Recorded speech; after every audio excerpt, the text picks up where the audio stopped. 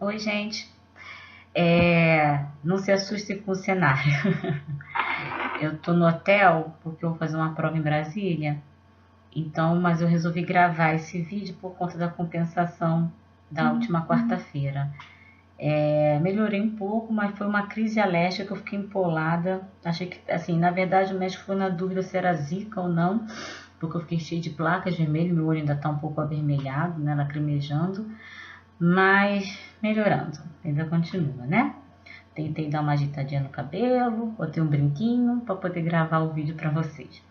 Mas olha só, nós falamos na aula antepassada, né?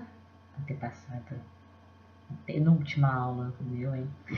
Falamos sobre educação infantil, aí aglomerando algumas informações sobre a LDB com as diretrizes curriculares. Na última aula, pontuamos algumas questões do ensino fundamental, algumas disposições gerais da educação básica para encaminharmos para o ensino fundamental. E aí a gente teve aqueles picos de luz que a gente acabou não tendo uma continuidade da fala.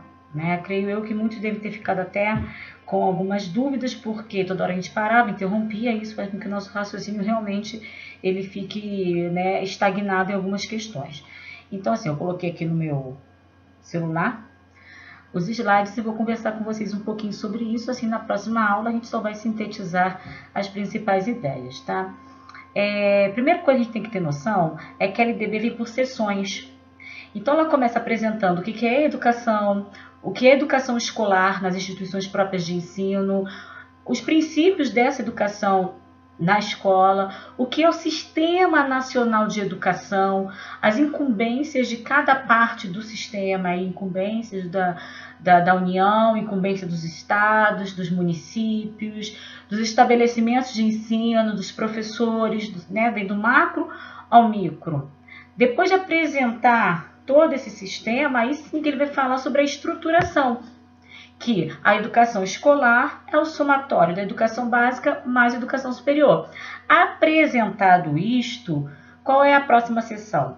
As disposições gerais de toda a educação básica. Então, ou seja, primeiro vamos falar daquilo que é comum para todos, segmentos, para depois falar dos segmentos com suas particularidades.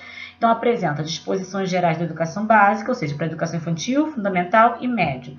Ainda apresenta regras comuns do ensino fundamental e médio, ou seja, só serve para o fundamental e médio, para depois sim vir só a educação infantil, só ensino fundamental, só ensino médio.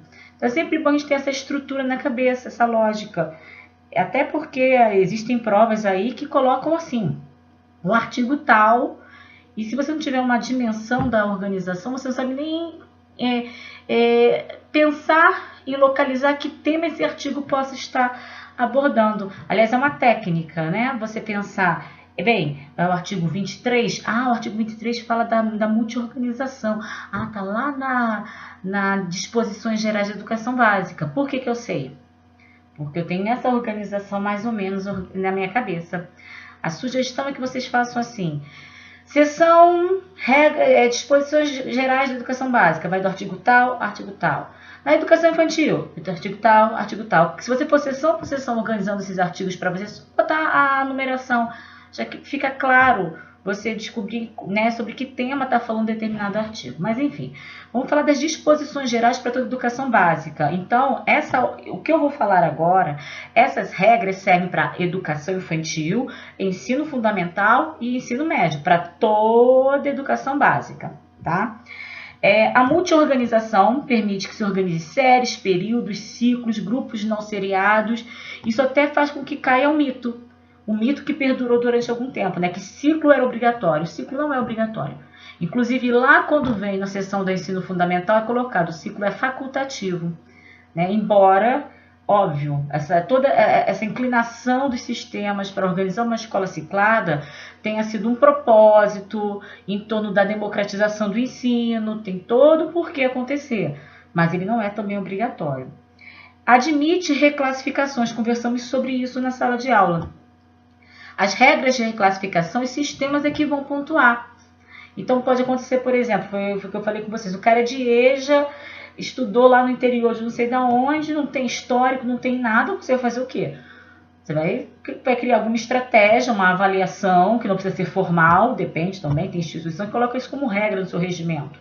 Isso varia de instituição para instituição, de sistema de ensino para sistema de ensino. Eu sou uma instituição privada, coloco lá no meu regimento interno para ter uma aferição por meio de uma prova. Eu sou um sistema municipal de educação, coloco não, que isso fica a critério do estabelecimento de ensino. Então, isso vai variar de sistema para sistema. O que importa é saber que há a possibilidade de reclassificação. Então, independente de eu ter documento, eu posso ser reclassificado no sistema. Assim como, dentro do mesmo segmento, eu posso ter aceleração de estudos. Então, isso vai variar. As regras terão que ser de acordo com cada sistema ou com cada estabelecimento de ensino, no caso de instituições privadas, né? É permitida adaptações climáticas e econômicas em relação ao calendário escolar. As 800 horas distribuídas em 200 dias letivos, elas continuam. O que a gente pode fazer é criar uma mobilidade nesse calendário. Quem diz que todas as férias têm que ser em julho?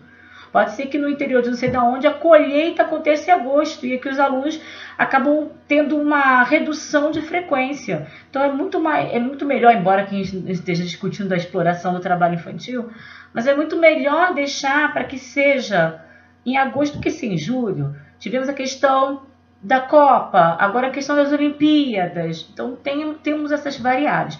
O que a gente não pode fazer é reduzir o mínimo estabelecido, que são as 800 horas distribuídas em 200 dias letivos.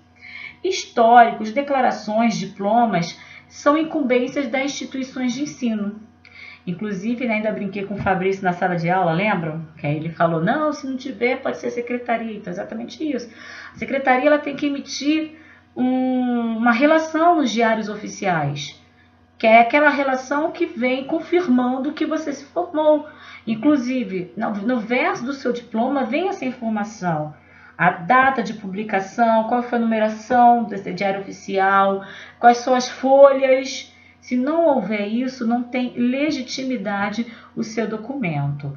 Então tem que ter muito cuidado, né? Alguém na sala me falou assim, acho que foi a Lauren Lane, ela falou assim, poxa, mas o meu diploma de não sei de onde, de um outro estado, e eles mesmo não publicam no diário oficial.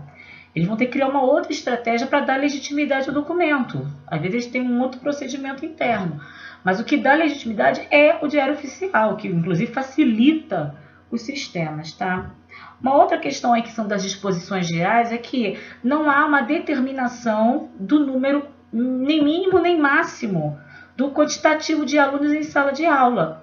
E que é um mito pensarmos assim, porque é 1 metro quadrado por aluno. Eu falei com vocês que isso é uma informação da lei anterior, da 5692/71. Pode ser, sim, que algum regimento interno de uma instituição privada adote ainda isso, ou que alguma secretaria municipal de educação use isso como critério. Mas o que eu estou colocando aqui é que a nível nacional, ou seja, a nível de LDB, não é determinado esse quantitativo, ok? Então fica a critério dos sistemas de ensino, no caso das instituições privadas e dos estabelecimentos. Embora, claro que há uma supervisão, melhor dizendo, uma supervisão para que a qualidade não se perca por conta da quantidade. Inclusive, eu mencionei que há um projeto-lei sendo votado ainda, já está tramitando um bom tempo, para tentar criar um estabelecimento mínimo comum a todo o território nacional. Vamos ver se isso vai de fato acontecer. Vou deixar agora o espaço para o bloco 2, porque o YouTube só permite de 10 em 10 minutos para eu publicar para vocês, tá?